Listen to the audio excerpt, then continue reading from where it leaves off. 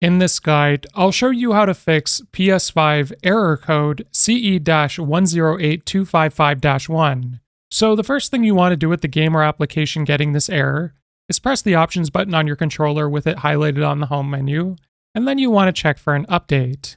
Now if the game or application has the latest update and you're still getting the error, press the options button again, and you want to go ahead and delete the game and reinstall it, and then see if it works.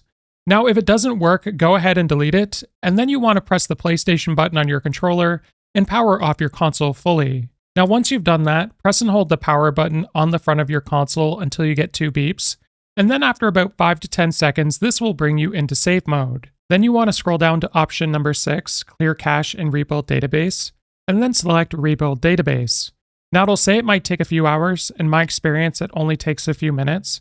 And what rebuilding the database will do is remove corrupt files, re-index your games and apps, and optimize your storage, which can fix the error. Now, if that doesn't work either, you could take an extreme measure, which is factory resetting your PS5, but do bear in mind this is going to delete everything on your console, so it's like brand new.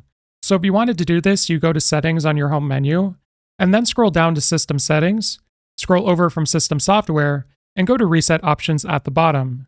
Then scroll down to reset your console, and it's going to ask you if you want to delete everything and restore it to factory settings. And if you want to go through with that process, select Reset. If this guide was helpful, like and subscribe, and we'll see you in the next one.